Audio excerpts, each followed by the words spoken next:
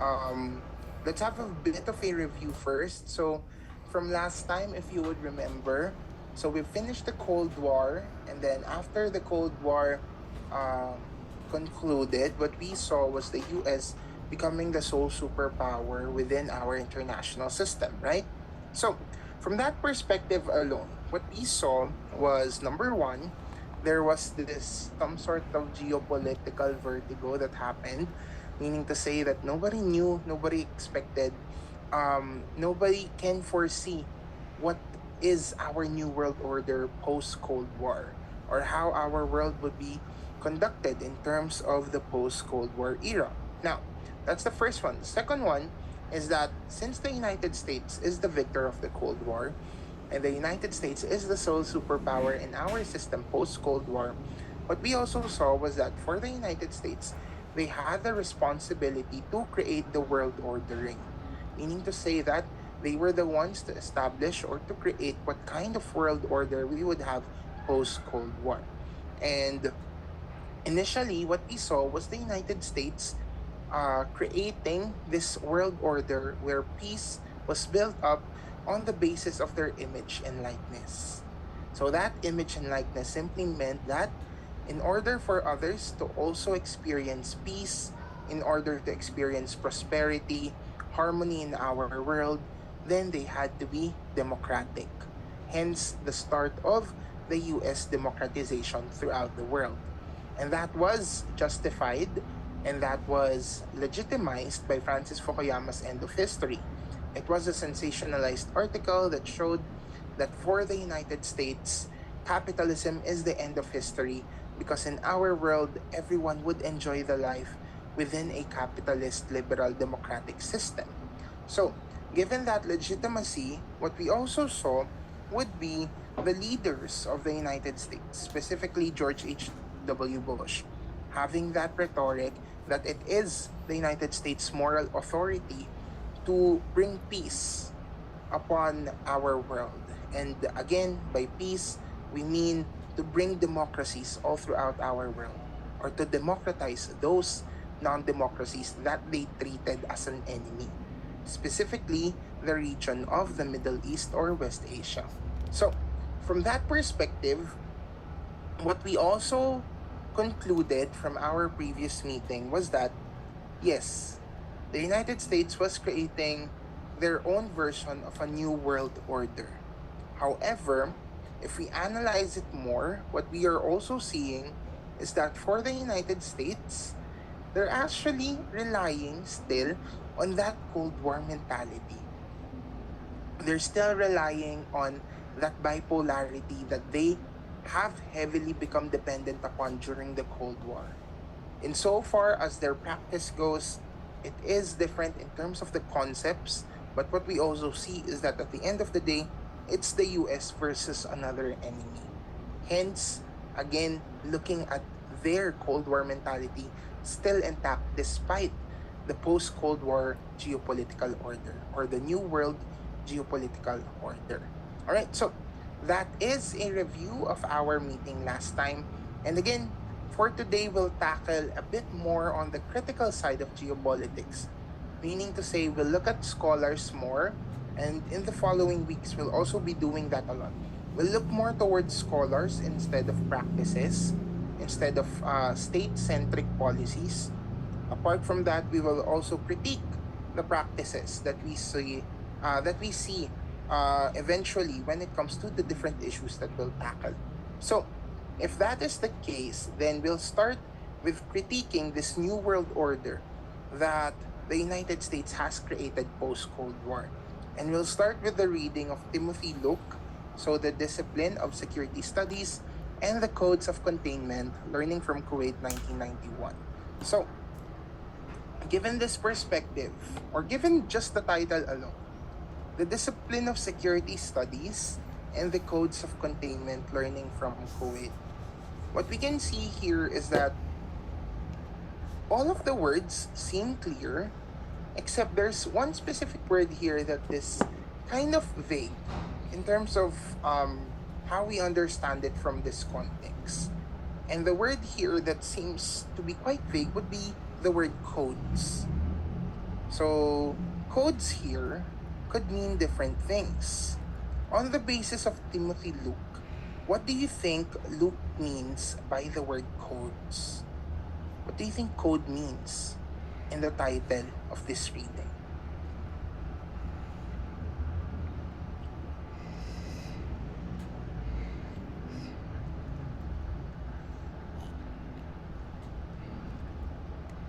What could codes mean? Methods? One of your classmates said methods, alright. So codes could mean a certain set of guidelines, certain set of operations or protocols, yes. For the others, what do you think codes mean here? So one would be methods. How about for the others? When we think about codes, what do we mean by codes then? How how would you describe what a code is? What is a code?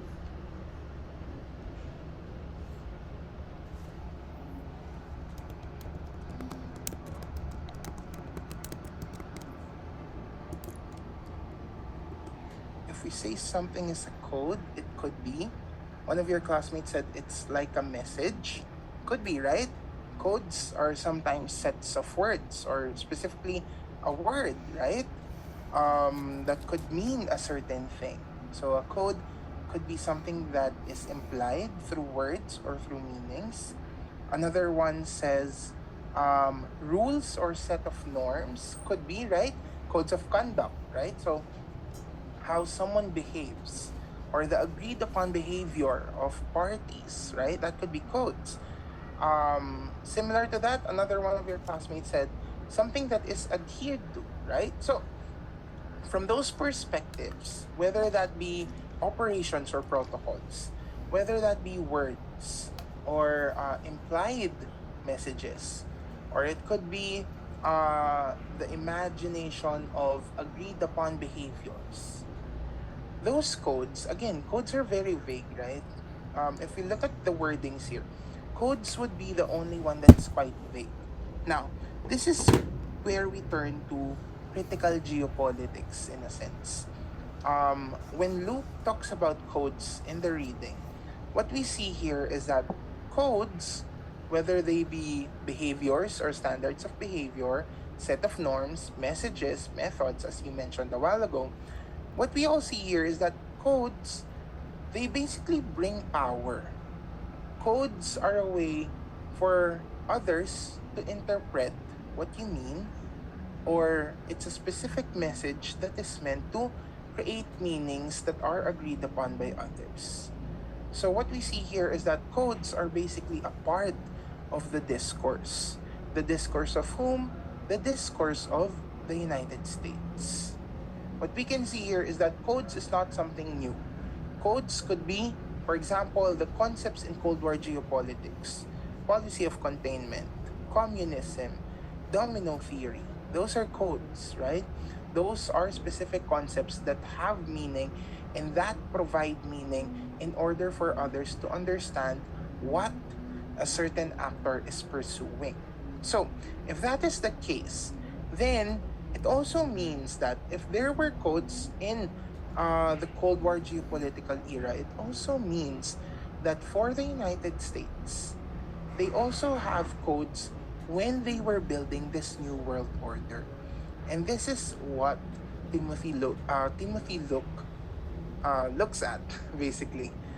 Luke looks at the ideas of codes, how codes are seen from the perspective of the United States. Now, while they were building their world order, we have seen from last meeting that, that George H.W. Bush has specific wordings when it comes to how they view our new world order. Specifically, when it comes to codes, when it comes to the wordings of George H.W. Bush, the rhetoric or the narrative is that, again, America is the last hope of humanity. America has this unique responsibility to free the people. America has that moral authority to create a world that is free from the threat of terror. a creation of a world that is secure for peace, a world that is prosperous, a world where society can live in harmony. These are the words that they continually use. And from the critical geopolitical perspective, what we see is that these words, these rhetorics, these codes, these narratives, they give power to the United States.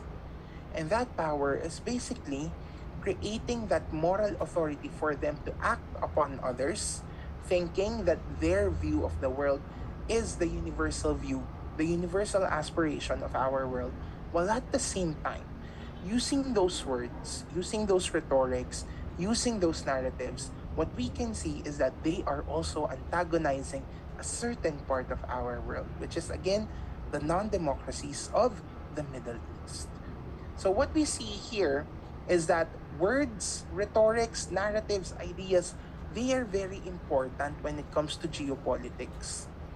What we see here is that no longer are we in this idea that our world is simply just about classical geopolitics and expansion. What we see in our world is that for the United States, they use those codes in order to create more power for them. However, at the same time, the first argument of Timothy Luke is that they are using new codes, but at the end of the day, their practice is still that of Cold War geopolitics. That they still adhere to Cold War style reasoning. That yes, we have a new code for containment, which is democratization. We have a new code for domino theory, which is the idea of non-democracies. So what we see here is that again, while the Cold War discourse is fading, the United States, they are creating a new discourse. They are creating new codes. They are creating new words, narratives, rhetorics that would create the new world. But again, despite creating new words, they are just falling into the same Cold War mentality. According to Timothy Luke, Cold War style reasoning continues to dominate US strategic thought in as much as the premise of containment, directed against any threatening evil otherness, now rather than simply communism. So again, we have a new wording, we have a new style of wording coming here. Instead of communism, what we now see would be that terror, that evil otherness of again the non-democracies of the Middle East. So apart from that, we also see a balance of power politics tied to the correlation of forces, in particular regional competitions for primacy. This underpins Washington's response to foreign crisis. So what we see here is that again, the United States is using new codes. The United States is using new words in order to create a new rhetoric, a new narrative in our world that sets the tone for New World Order geopolitics. However, at the end of the day, whatever word they use, whatever narrative they create, it still patterns itself from Cold War geopolitics. The creation of the United States versus an enemy, whether that be the communist, whether that be the totalitarian nations, whether that be in our contemporary world, the Chinese. So what we see here is that again, it's not in so far as looking at the words and thinking it's different, but rather the words, the narratives that they create, it gives them power simply because they are changing it, and that also means that they somewhat change our world order. But if we look at it from a critical perspective, the world order doesn't necessarily change. But if the world order doesn't change, then what did change in our world? According to Timothy Luke, what changed is not the definition of the world order as per the United States, but rather what changed was their use of power. That power, in this sense, it's no longer bound to a single place. We are in this world where borders still matter. State sovereignty is still an idea that shows that the states have supreme authority in international relations. We have territorial integrity, again tied to sovereignty. However, there are now changes when it comes to how power goes beyond traditional geography. What we see in this sense is that power, since it's no longer place bound, according to Timothy Luke, it flows more placelessly, beneath, behind, between, and beyond boundaries set into space as new senses of artificial location become very fluid or mobile, defined by shifting connections into the networks of information carrying these flows. So, from that excerpt from Timothy Luke, again, so we've established the first argument that the United States, despite changing their narrative and rhetorics, they still they still have the Cold War mentality within them. The second one, argument wise, is that power is no longer place bound. So, if that is the case, that power is no longer tied to a single place, the question there is, how do we measure power now? What is power in this sense? If you look at the second bullet, again, how Timothy Luke argues about power, that power flows more placelessly. From this idea, or from this paragraph, from this excerpt in the second bullet, which keywords do you think shows how power is measured? Which words show us what power is? One of your classmates says connections, right? So connections are now the measure of power. Now, why are connections the measure of power then? Or what makes connections powerful in this new world order?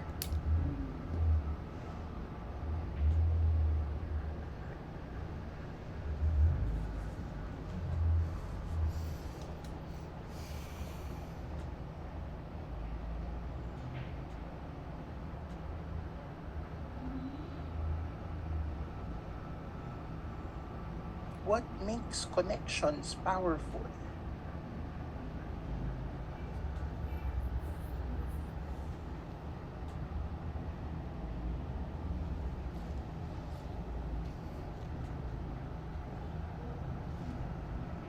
Maybe reviewing your GE World lessons. Our world right now is in the era of globalization, right? So, if you connect that era of globalization to what Timothy Luke is saying, what do you think is the reason why connections, or that phrase, connections into the networks of information, that alone, what do you think power means now?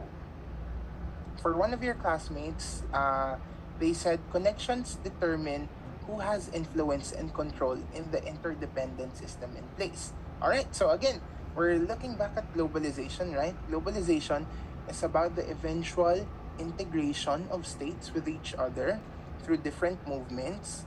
And what we also see right now is that interconnectivity and interdependence, right? So those are usually keywords for globalization. And again, as per your classmate, that connection, it determines how you have influence and control. The question there is how? How so? How can you determine influence and power when it comes to connections? One of your classmates also says, it keeps you like a member in the chain of influence wherein you can benefit and gain 3 steps ahead of competitors. So, if that's the case, what do you have that gives you an advantage to your competitors? What do you have in terms of power here? What kind of power is that? Is that wealth? Is that military? What kind of power do you have here then?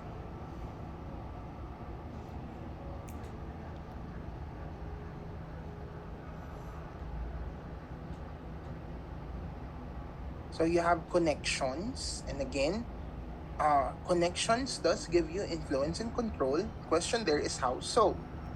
Another thing is that in the way that competition happens in our world, you can get benefits. How so? Again,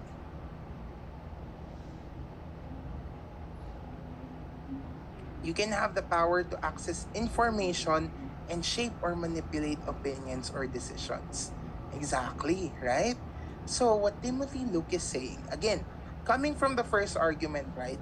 The United States They are creating rhetorics, they are creating narratives that they send out to the world in order to establish this new world order. Despite it being similar to Cold War geopolitics, what we are seeing in this new world order is that power has become displaced. Power is not only meant to stay in one place. The question is, how is that? It's because right now, power is seen through connections and information, right? So, from that perspective, how do we see that happening? Again, connections. The more connections you have, the more allies you have, the more that you are able to maintain close communication lines. At the same time, information also becomes important because information creates that trend of advantages. What kind of advantages? Knowledge. Knowledge and data, right? Data has become the most valuable asset in our world right now. So that information, that connection that you have, and creating a network of information, that helps one gain power. From the case of the United States, how do they gain power? Basically, the more that they send out their rhetoric, their narrative, that they have the moral authority, that they are the ones to save the world, they are the ones to free non democracies from suffering from a totalitarian system. The more they do that, the more that society believes in what they advocate for. The more that society believes that what they're doing is actual good. The more that they can convince people, the more that they can convince societies that what they're doing is the moral aspirations of everyone. And this is where we see the importance of information and creating connections become. That in our world, especially during this time for the US capitalist world order, now that they are introducing it to a lot of the states who have not yet experienced their own image and likeness of democracy, what we are seeing is that they are involving a lot of networks now. They are using global connections, whether through telecommunications, whether through trade, whether through transnational corporations, the use of economies, businesses, in order to show that the capitalist system, the democratic liberal system works. So they are able to transmit those kinds of information, those kinds of knowledge or discourse much faster because of their multiple channels. And at the same time, it also becomes a larger power for them. They can define the political spaces, hence, it gives them more power. It gives them more authority to define what our world order is. That is the importance of connections and creating that network of information. Imagine, for the United States, they have created several what we call air wars. And air wars are basically um, informational wars. Not the airstrikes, not the drones, but rather air wars are informational wars. Wars that you can use airwaves. And given that the Westerners, they see themselves as more advanced, they are technically richer than the others. What we see is that they have more ability, they have more technologies to use the airwaves, to use the media to their own control. So, with that aid of that well connected public relations of the United States, along with their use of the airwaves, they are able to not only persuade the Western powers, but to persuade others to support their cause. What we are seeing is that they are able to justify why they go to war in the Middle East so that they could return that pro Western, that quote unquote democratic rules that they have for our world. Specifically, in this case, they are trying to free Kuwait from that Iraqi invasion. And again, this is something that we also see not only from the US government but also through their leaders. For George Bush, he conducted this air war towards the Middle East, hyping Kuwait's invasion. so that a lot of the people would support what the United States government is doing. So what they're doing here is that, if you would imagine, Kuwait is a very small territory in the Middle East. Um, Americans, if you ask them, a lot of them, I'm sure, couldn't point out where Kuwait is during this time. However, they thought that the US advocacy for Kuwait, it's something that is powerful. It's something that should be supported by the people. Because again, they're believing that they are liberating Kuwait as a nation against the Iraqi invasion. So whether that is right or whether that is wrong, it doesn't matter. Because from the critical geopolitical perspective, what we can see is that for the United States, they are using, again, those narratives, those rhetorics, those discourse rather, those words, those codes, as a way to justify their policies and gain more power. This is what we are seeing in our world. The geopolitical discourse, it becomes an important part of how power is continually gotten by different entities or by different actors in the international system. That in our world, for this time, for the United States, during this Gulf War, what we are seeing is that their rhetoric, it's like a superhero movie. It's like a movie script, right? What we see is that for Iraq, they're the villains. They are featured as this expansionist equivalent of Nazi Germany, whereas Kuwait is this sensationalized helpless victim. Kuwait is this totalitarian empire that's weak, that's helpless, and that was attacked by the villain. So this is what we see, this continuous rhetoric that the US was using in order to push for their policies. It created, or it gave them more power to do the things that they do in the international sphere. Because again, the more that they feed that narrative, and the more that the other societies believe in it, the more that they legitimize themselves as the savior, the white man savior in our world. So this is the idea that we have, or that we start with critical geopolitics.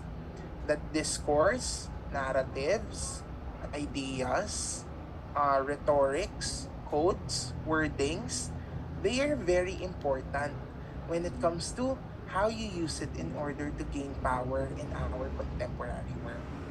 That you can use words, you can use rhetorics, narratives in order to gain a foothold and fulfill your interests in the international system.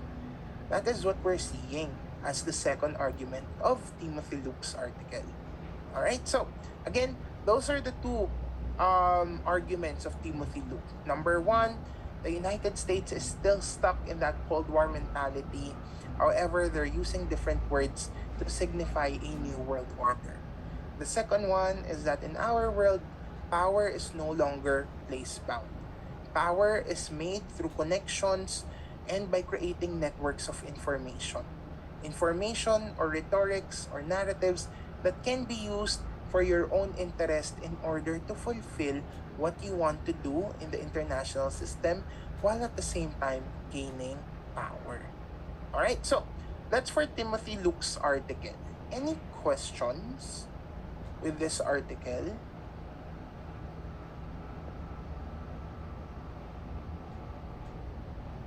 Let's see. If none, can I get a thumbs up? Alright, so one of your classmates said in the meeting chat, the West, with their inherent perceived institutional legitimacy, considers all non-Western aligned media outlets to be foreign propaganda and vehicles for misinformation, while their own media apparatus are reliable and factual. It's brainwashing and lying when a foreign adversary uses their mass media to parrot state narratives, but reporting when Western outlets use their own media to parrot their own state narratives. Western and American media companies are considered the standard, quote unquote, the standard, and we inherently see non Western institutions to be less legitimate subconsciously. This applies not just to media, but to all institutions, and something even opponents of the Western led orders have themselves internalized. The elites of China, Iran, and Russia will still send their children to study in universities in the West, like Harvard or Oxford, because they are considered to have the best reputation and perceived legitimacy. Alright, a very good example, right? But again, when we think about how power is used now, it's not just even contained to these wordings of the government. It's no longer just within the rhetorics or the narratives that the governments push for, but it's also on the part of how powerful your media is. That is also true. In critical geopolitics, we also look at media. We look at how media can create certain rhetorics in order for a specific entity or an actor in the international system to gain power by using those airwaves or using media, right? So that's also an important take. And what we see here is that, again, it's also a matter of soft power, right? Soft power in a sense that you legitimize yourself and then others follow you because of that legitimacy. And in order to fulfill that soft power motives that you have, you need to have a good reputation. And how do you have a good reputation? You market yourself. You market yourself as a country. You market yourself, your institutions. Um, you market how others would want to model themselves after you. So what you see here, right, is that idea that in order to market yourself, you need to have a good narrative, a good rhetoric, right? So this is again how power works in our world nowadays. In this new world order, one of the ideas that we have is that it can work through again rhetorics, ideas, the media, as mentioned by one of your classmates, narratives, wordings, right? Another thing to consider when it comes to how power can be used or how power can be acquired in the international system would be through the use of identity, through the use of culture. All right. So, from a political perspective, one of the leading authors that proposed how culture and identity is closely related to the discourse of geopolitics would be Samuel Huntington and his Clash of Civilizations in 1993. So, for Samuel Huntington and the Clash of Civilizations, what you can see here, it's a map that shows the civilizations that Samuel Huntington considers in our world. And again, this is another viewpoint of our world post Cold War geopolitics. In this case, what we see here in the map is that there are geographical divisions, and those divisions they are centered on cultural regions in our world. So cultural regions like Western, Latin American, Islamic, Hindu, Buddhist, African, Orthodox, Cynic, Japanese. Yeah, you have all those different kinds of cultures in place. Buddhist. So yeah.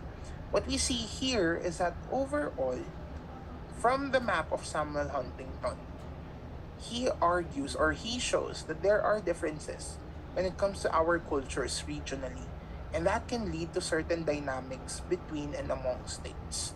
So that's the general gist of what Samuel Huntington pushes for. Now, there's an excerpt below here in the map, on the map, and what we see here is quite a few sentences. So I'll read it out loud, and then again, I want you to interpret what you think Samuel Huntington means by this excerpt. All right. So again, I want you to understand what he means when he said that in our world, great divisions among humankind and the dominating source of conflict in the new world will be cultural. Nation states will remain the most powerful actors in world politics, but the principal conflicts in global politics will occur between nations and groups of different civilizations. The clash of civilizations will dominate world politics. So, from this idea of Samuel Huntington, what do you think is his message when it comes to how he created this map or how he thinks the New World Order geopolitical era will be? So, what do you think? Samuel Huntington argues here in the excerpt that we see below.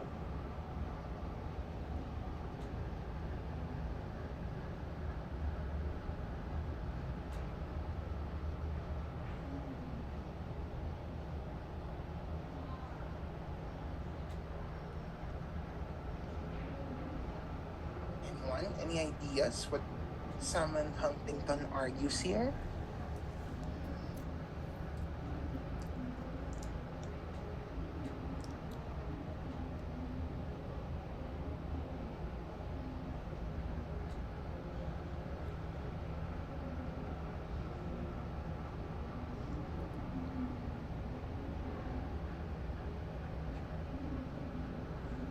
So if you would connect it to the map and what Samuel Huntington says, what do you think he argues for?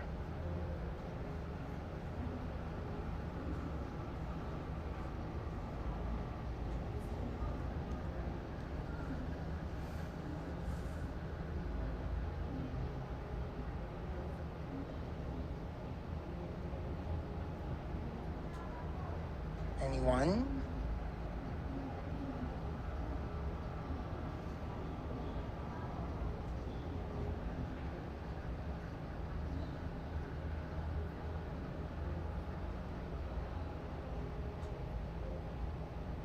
Let's see. All right, we have some in the meeting chat.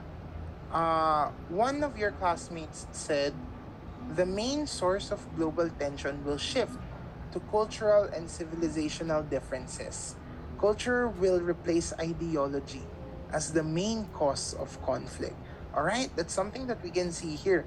The purpose of the map, right, is to show that there are divisions when it comes to culture or when it comes to cultural identity. And given the name and what Samuel Huntington argues below, that in our world, the next conflicts or the next sets of conflicts will come from the differences in culture, right? So that is one way of understanding it. Another one of your classmates says that the clash of civilization is a quote-unquote cultural war. All right, as the excerpt says, right? It's the classical us versus them conflict in ideology. It sees one's way of life or culture as the primary catalyst of world conflict. All right, again, so from that perspective, something special that we also see here in terms of what your classmates said is that it's an us versus them situation. If you are tied on the basis of culture and identity, that means that it's some sort of sense of belongingness, right? If you share traditions with others, that is in itself an idea of belongingness, right? You have a mutual understanding of things. Now, because of that idea, what we see in that us versus them scenario is if you do not see eye to eye, or that possibility that if your ideologies or if your cultures, cultural identities clash with each other, then there is a high chance that what happens here is that there can be conflict in your world or in your system, right? That is a possibility. Another one of your classmates says, future conflicts will be based on culture and religion po, and not ideology and economics. That could be also a way to view what Samuel Huntington is saying, that again, it tends to show predictions, all right? Seeing that one of your classmates says future conflicts can happen based on culture and religion, what you can see there is that there is this idea of being predictive when it comes to Samuel Huntington.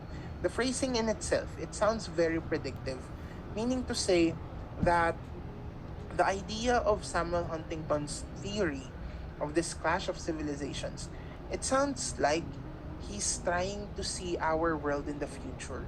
And in the future, he argues again that cultural clashes would determine the kinds of conflicts that we will have in our world. All right, that is also a possible way to look at things. Another one of your classmates, they said that I think the only civilization that has achieved an extraordinary level of unity to be its own massive bloc is the Western civilization and its quote unquote adjacent US aligned partners like Japan, South Korea, or in this case, Israel. For the rest of the civilizations, to the extent you can even consider them to be civilizations, are all fractured or disunited or peripheral, quote unquote, peripheral, in that they are the playground of great power struggle. That is a good observation. This unfortunately presumes we have achieved a Splengerian sense of civilization. That is we associate ourselves with the greater quote unquote we, which is something only the West and to a lesser extent Latin America has achieved. Racial similarities, shared values, and religions help achieve this, but it's harder to see a united quote unquote Islamic civilization or an African civilization rising up. It's also absurd to separate Japan from the West now, but this was formulated interestingly in 1993, just before Japan's economic collapse when everyone thought they would eclipse the US economy. All right, so again, lots of good observation there from your classmate, right? Maybe one thing that we can highlight and one thing that we can also connect with the other classmates is that, again, there is, yes, this us versus them scenario that happens here. We can all agree that the clash of civilizations, it shows the possibility of a conflict when it comes to the different cultures. So that again reveals that us versus them scenario. However, for Samuel Huntington, what's more specific, because at the end of the day, great power politics trump the way that we see our world, for him, the more predictable clash would be the Westerners versus the others. This is what we see in the viewpoint of Samuel Huntington. And again, if we look at it from the viewpoint of the Western versus the others, then again, what we look at would be the United States, right? The United States as quote unquote the sole superpower, the hegemon of the time. So what we see here is that again, the United States is driving the kind of world order that we are in. And for Samuel Huntington, it's going to become just like that. It's the West versus others.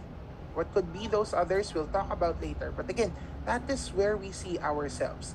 It's again, that identity can create discourse that can give power to certain regions or certain entities. So, from that perspective of what your classmates said, along with Samuel Huntington's Clash of Civilizations, what we see is that first and foremost, again, we have moved on from the post Cold War order. Alright? That is the rhetoric that they keep on saying. That they move on from this post Cold War order. However, for Samuel Huntington, this post Cold War world order, it looks at a world where a cultural war could happen between the different civilizations that we talked about a while ago. So, for Samuel Huntington, what he considers in our world would be again, as you mentioned, that us versus them. That clash of civilization would ultimately pit the West against the rest. So this is the viewpoint that we have now.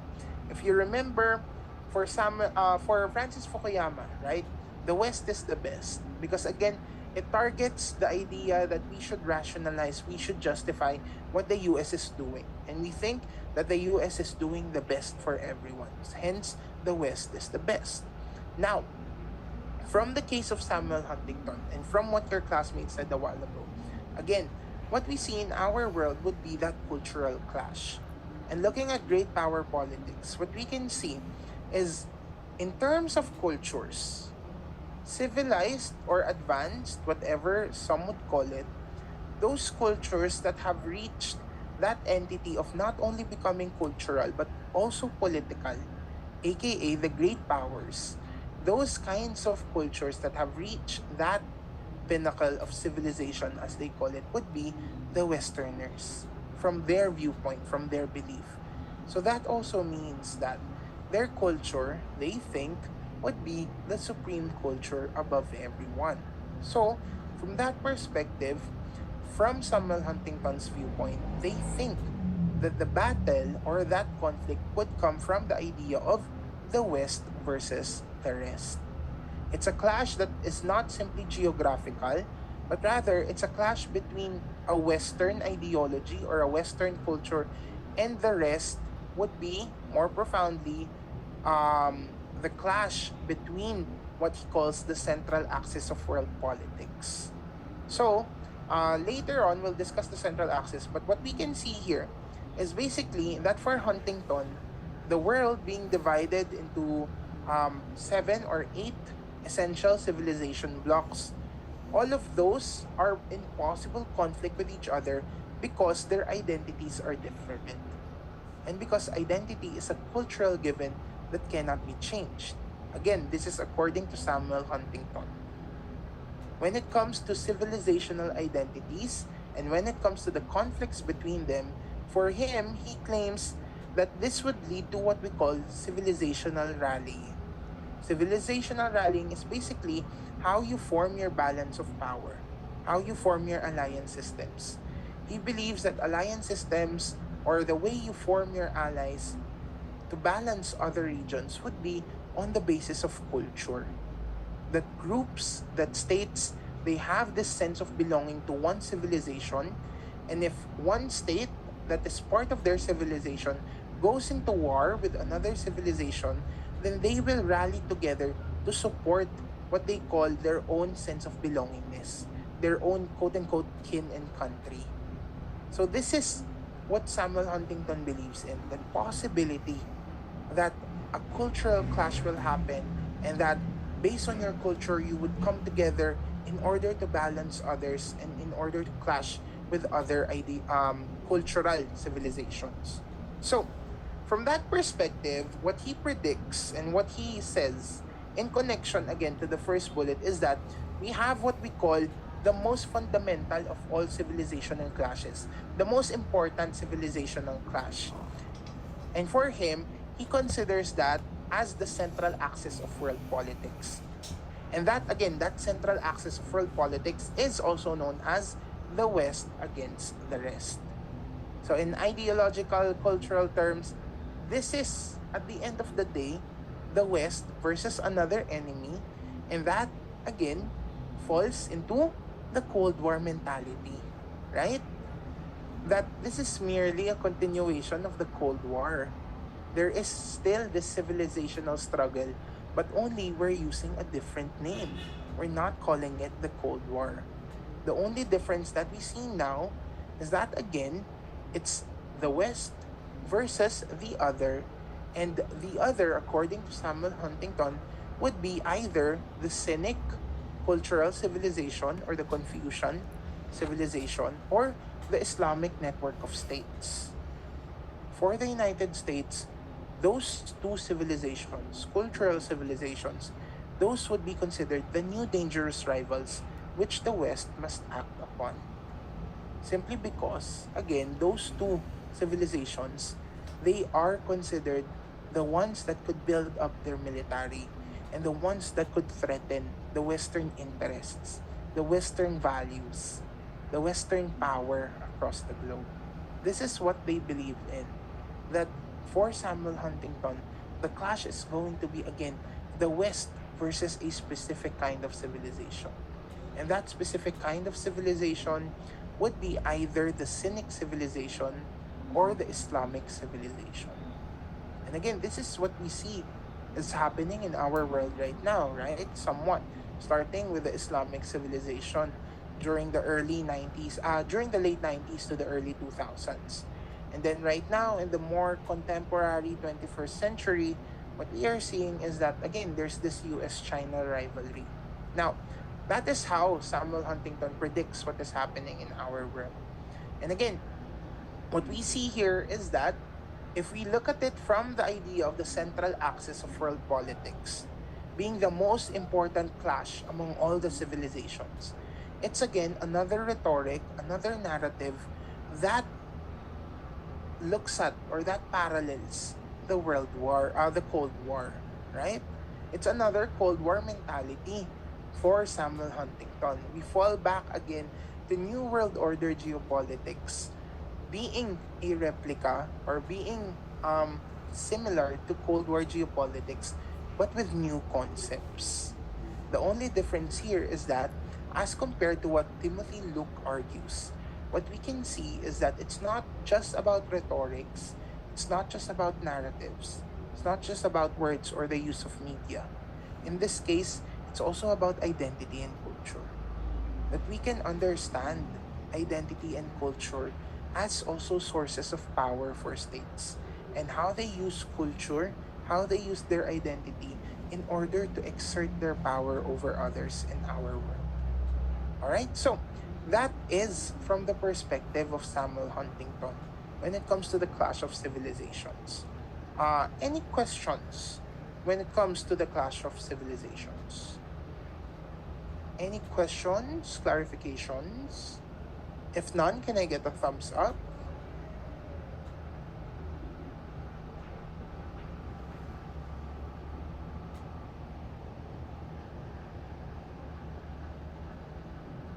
All right, so if there are no questions, then I have a question for everyone. My question is, given what we have just discussed when it comes to Samuel Huntington's Clash of Civilizations, do you agree or do you disagree with what Samuel Huntington argues in the Clash of Civilizations? Does it make sense for you? Does his arguments make sense in terms of what's happening in our world? Or do you think there are some things here, there are some arguments that are worth questioning when it comes to Samuel Huntington and the Clash of Civilizations? So, yeah, do you agree or disagree with what Samuel Huntington poses?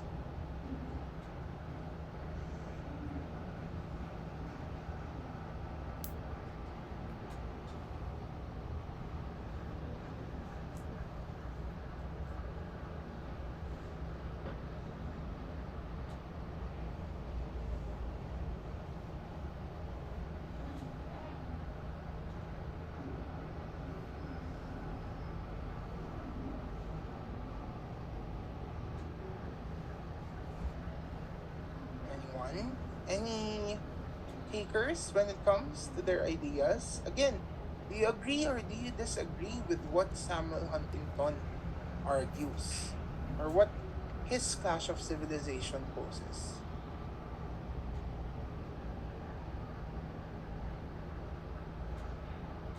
Is there something questionable with what he's saying? Or is there something perhaps maybe there's something questionable with with the map? Is there something worth noting as worthy of critique for you?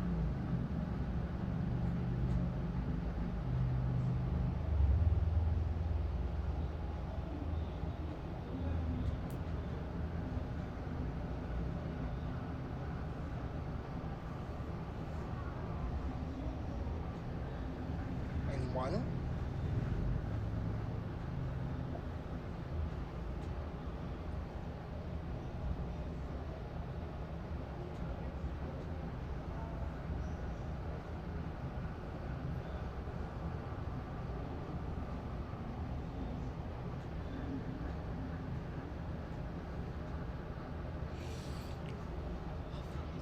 One of your classmates in the meeting chat said, in terms of agreeing or disagreeing, they disagree with what Samuel Huntington argues because it feels repetitive of Cold War ideologies. It antagonizes other cultures not part of the Western culture or ideology, and it sees the latter as the primary indicator of a quote unquote civilized nation. It also marginalizes other cultures and generalizes them unfairly, looking at looking at it from an international point of view. All right, so I can agree that there are some forms of generalization that happens, whether that be through the arguments of Huntington or the map in itself. The question there is, what generalizations do you think there are in terms of what Samuel Huntington is saying? What generalizations can you observe? One of your classmates also says that I agree with some of what he argues, but I think we should question it too, since when he divided the world into fixed civilizations, he probably missed the fact that cultures can evolve and overlap over time.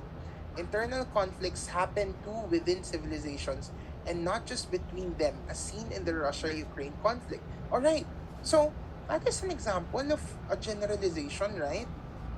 Based on your classmates, your two classmates' answers, when it comes to the clash of civilization, one example that we can see as a hasty generalization from Huntington is that when you look at our cultural civilizations, when you look at these regionalized areas, the idea for Huntington is that they these civilizations, they culturally rally with each other, meaning to say they back up each other because they have the same culture, they have the same identity. However, what we see in our world is that's not necessarily the case today. Example given by your classmate, within the Orthodox region, Russia and the Ukraine conflict, right? You can see is that both of those countries, according to Samuel Huntington's map, they're from the same region, cultural civilization. However, there is an internal conflict between them. So, from that perspective, we do not necessarily see these regions as completely united regions, as regions that would back up each other in times of conflict. Another one would be a little more famous nowadays, the Israel-Palestine conflict, right? That yes, they differ when it comes to culture, when it comes to their identity. However, they're still from the same region that Samuel Huntington considers. So why is that, right? Another one, a little bit closer to home, the South China Sea conflict, right?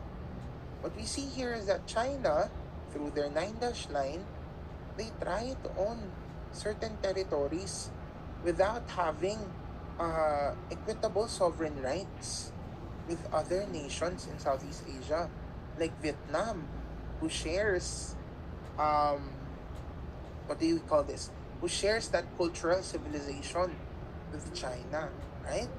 So again, there are internal conflicts between these regions, which also means that cultural rallying is not necessarily something that can happen uh, continually or something that is an assurance in times of conflict, right?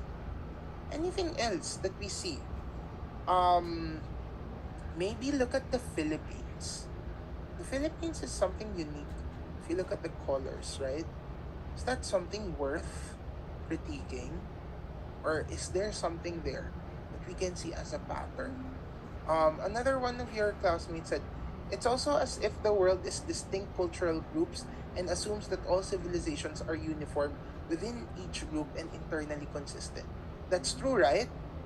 What we see here is that it doesn't again consider domestic politics. It doesn't consider how diverse regions are. Again, it creates generalizations, very hasty generalizations. If you would look at the Philippines, some of its scholars are cynic, some are Western, and some are Islamic. That's only one state. How can you assure that the other states do not have that kind of traits or attitudes?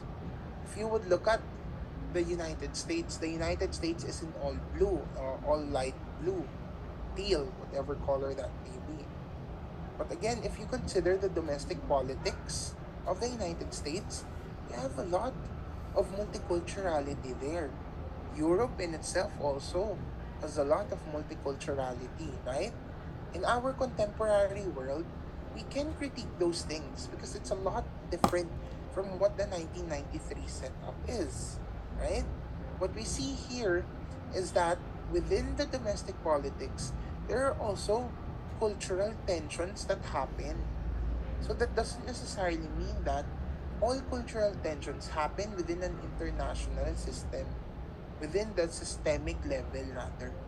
But rather, we see also it happening within the confines of a territory.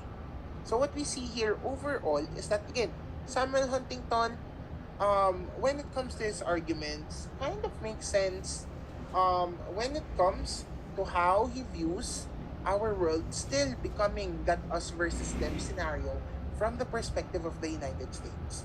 And again, it falls back to that Cold War mentality.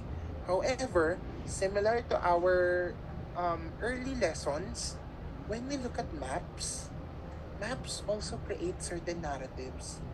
Maps can create generalizations that are not necessarily true when it comes to our contemporary realities. And this is again where we jump to critical geopolitics. If that is the case, then we look at how we could critique Samuel Huntington's idea of what our global space is.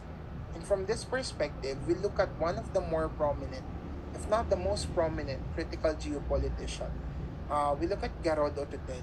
So Garod Otutel, he created an article in 1996 that critiques Samuel Huntington and his quote-unquote civilizing of global space. He argues that there is something wrong with the clash of civilizations, that in the way that civilizations actually exist, it's quite different with how Huntington imagines them. Because for Huntington, his civilizations, it only re-legitimates a society of national security. Meaning to say that he only re-legitimates an idea of conflict happening within several civilizations or multiple civilizations. So again, even though he tries to create a new world order, the way that he created this map and the way he predicted conflicts happening, it's still a very imperial style of strategic reasoning even after the Cold War. It falls again to that idea of classical geopolitics. At the same time, what Garod also argues is that at some point, what Huntington was doing is that he was just trying to tame the global space. He was taming the way that we see our world by declaring that there are only a few kinds of essential civilizations in our world. However, as we all know, it's not the case. Our world is so much more complex than that. What Huntington is just trying to do is he's creating something that looks civilized for everyone. So he's trying to create something that looks as if there is a pattern in our world, even though there's not. He's trying to civilize the chaos in our new world order, or in this case, our new world disorder. He's using his map of world politics in order to create again that idea of that Cold War identity of the West versus the other. The West, their capitalist, liberal, democratic ideology versus the other. And again, apart from seeing that clash of civilization as something that is imperialist, that us versus them scenario, it resuscitates Cold War values. Again, only with a different name. It's just a redefined enemy for the West. And that enemy is something that they can mobilize either abroad from the international level or from within, from their domestic political situation. So whether you're immigrants, you're multiculturalists, that can be used as a way for the West to again re-legitimize its very Cold War mentality. So from that viewpoint, what we are seeing is that again, we're trying to critique the knowledges, the established knowledges that comes from classical geopolitics. And again, the New World Order geopolitics is an important transition period because what we are seeing now is a complete mix of the traditional knowledge coming from classical geopolitics, and we try to bridge it to the critical geopolitical mindset. And from what we can see from our lessons for this week is that basically critical geopolitics is always about questioning the system. Critical geopolitics is always looking at our system not from the perspective of objective truths, but rather we are looking at it from the perspective of how can we interpret it and how can it involve the creation of the structure of our international system. Critical geopolitics, the way we define it, it's all about how classical geopolitics tend to describe objective truths about geography. So whether that be the Heartland Theory, Mahan's Theory, the Clash of Civilizations, all the different topics within the classical geopolitical concepts. So that is again creating or trying to create objective truths in our world. That is classical geopolitics. However, in critical geopolitics, we tend to reject those ideas of that objective truths. For critical geopolitics, it's arguing that geography is not discovered. Geography is not something that is existent in a very neutral state when you involve politics, but rather, geography is something that is constructed through discourse. Geography and all the geopolitical statements, they are not facts of nature, but rather, they are narratives that create our political realities. So the more that we look at the discourse, the more that we understand why certain powers are existent, why certain structures favor certain powers over the other. So overall, from the critical geopolitical perspective, what we are seeing is that geopolitics is basically a discourse. And if we follow one of the most foremost scholars when it comes to discourse, Michel Foucault, he argues that critical geopolitics, it treats geopolitics as again a discourse, a system of ideas, symbols, and language through which power is exercised. This means that for geopolitics, it's all about how we see the world. It's about us questioning how we see the world. It's not just a field of strategy. It's not just some analyst trying to predict what happens next, trying to rationalize or justify what a specific actor is doing in the international system. No, that is not the case for critical geopolitics, but rather, it's more of questioning why we are doing that. Why are several actors doing specific actions in our world? How does it relate to their interests? How does it relate to them getting more power? So, the basically the core question for critical geopolitics is who speaks for geography and whose interests are served by these representations of space and place. Those are the kinds of questions that we ask because something that we have to remember in critical geopolitics is that geopolitical knowledge, it is a form of political power. Geopolitics and the knowledge that we get from it, it can legitimize some actions like waging war, providing aid, establishing sanctions. While at the same time, it can also silence others. It can silence immigrants, indigenous voices, colonial histories. So it simply means that geopolitics and the knowledge that we get from geopolitics, if we look at it from a critical perspective, it is used by someone for their own interest against someone. So the rhetorics that we make, it's used to continually get power or to continually disempower others. That is how we see our world on the basis of critical geopolitics. And from that perspective, what we can see is that there are certain ways of looking at it from the main proponents of critical geopolitics. Two main proponents. The first one would be, again, the foremost on critical geopolitics, Autotel. And Autotel, he has this concept of geopower. And this concept of geopower, it simply states that geography is geography. Geography is there, geography is present, geography is something that is um something that is somewhat neutral. However, when politics comes into geography, then that is where we start to see the changes coming in. That geography is geography, but geography plus politics or geopolitics is basically also called geographing. For Autotel, this idea of geopower, it's how geography is being used by geopolitics in order to write, to name, to organize spaces that can sustain power. Because basically, that is what graphing is. If you graph something, you write something, you name something, you organize something, you create discourse, you create messages, and that is what graphing is. It's writing the earth, basically. That is what geographing is for Autotel. The way that we create narratives in our earth, in our world, in order to sustain power.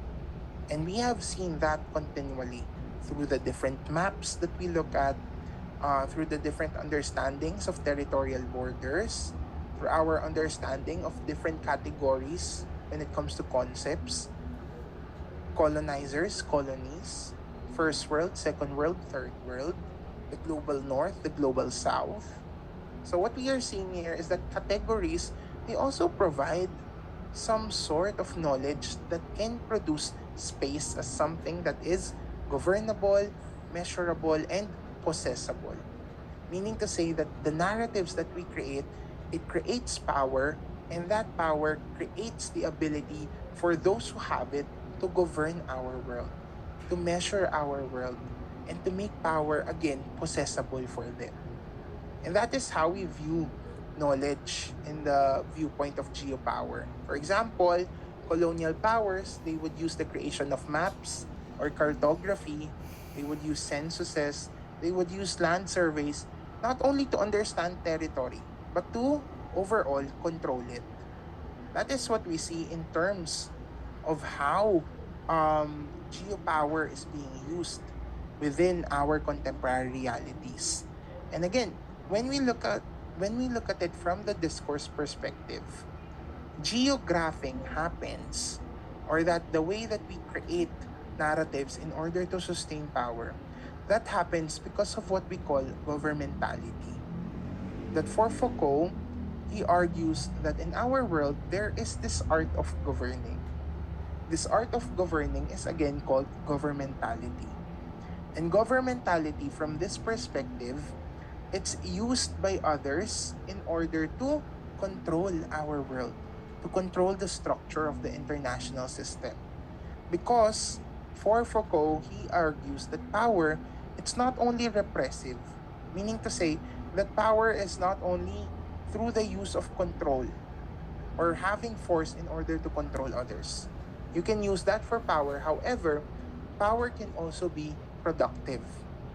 Meaning to say that power, it can create knowledge, it can create norms, it can create categories that can organize life and again contribute to that art of governing, to that idea that others can use knowledge, use norms in order to control others, in order to control the narratives of our international system. So this is the way that we see our world from the critical geopolitical lens. The geopolitics is also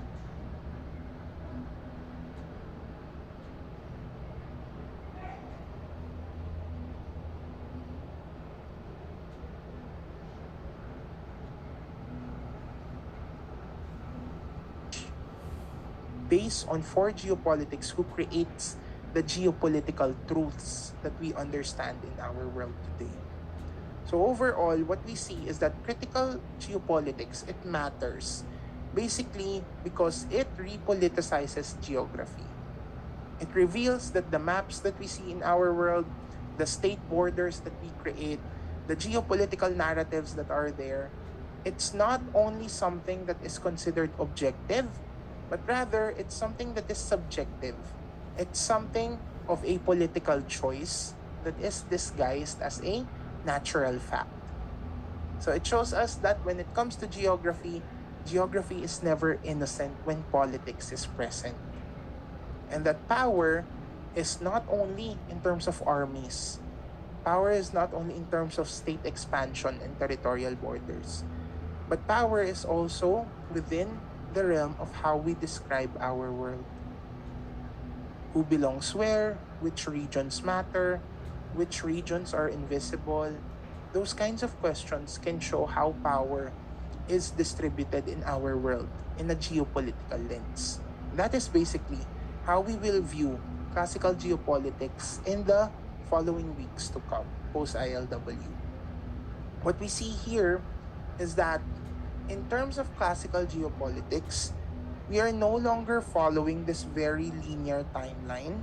So we've moved on from this linear timeline of the world wars, Cold War, and then the New World Order. We have moved on from that. For critical geopolitics, we'll look at the different issues in our world. And we'll look at how states act when it comes to those issues, while at the same time, we also look at how we can use those issues in order to understand the power structures of our world. All right, so basically, that is our introduction to critical geopolitics. So, any questions so far before we move on to our main takeaways for today? And if none, can I get a thumbs up again? Thank you.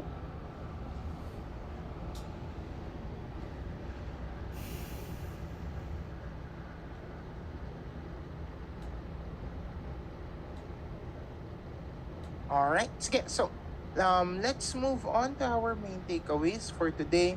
So, main takeaways, again, for the whole week when we talk about New World Order geopolitics, again, we do acknowledge that the Cold War has ended and that our world has entered a new political era or a new geopolitical era where we do not only look at the new world leaders, but we also look at how they interpret our world or how they create meanings in our world. That is basically what New World Order geopolitics is. Creating a new world order based on the meanings that they have of our world. So, what we see in our world is that supposedly they would create a new world order or that they would create a new kind of geopolitical landscape.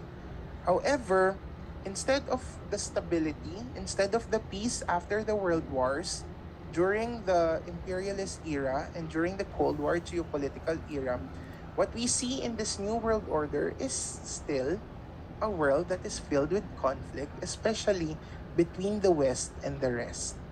And that means that in our world, despite the Cold War ending, the Cold War imagery it's still present in the New World Order. That Cold War mentality is still the same when it comes to how the US creates this New World Order. The militarism, the intellectuals of statecraft, and the geopolitical styles of reasoning, when it comes to the Cold War geopolitical era, it still persists. The only difference is that in our world, nature of the New World Order or the New World Disorder, it remains essentially contested. We do not have an agreed upon meaning of what the New World Order is. So, this is where we see the importance of geopolitical discourse and how geopolitical discourse becomes a source and a system of power or knowledge that can delimit or that can define the map of the world in ways that serve existing power structures and systems of authority.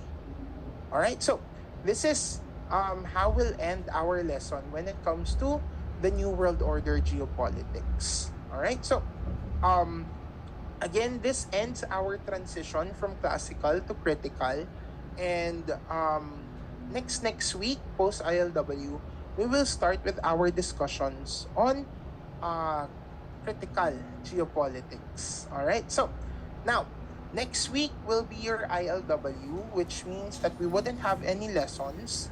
However, I do have some responsibilities for everyone. It's not a class, but rather for the next meeting or for this ILW rather, I want you to focus on your final paper. I want you to prepare for your final paper, all right? All the information regarding the final paper is available in our syllabus. But just to remind everyone, given that we have the time, the deadline would be a little over a month from now, so December 3, 2025, and your output would be a final analytical essay that would bridge classical and critical geopolitics. All right, so what I want you to do during ILW would be two things. The first one is I want you to start forming your groups for the final paper. All right, so given this class, we have 36 students for this class. And if you would look at the syllabus, I require a maximum of 4 members per group. So that means that strictly for this class, I want to have 9 groups. 9 groups of 4 members each. All right. So first assignment is start forming your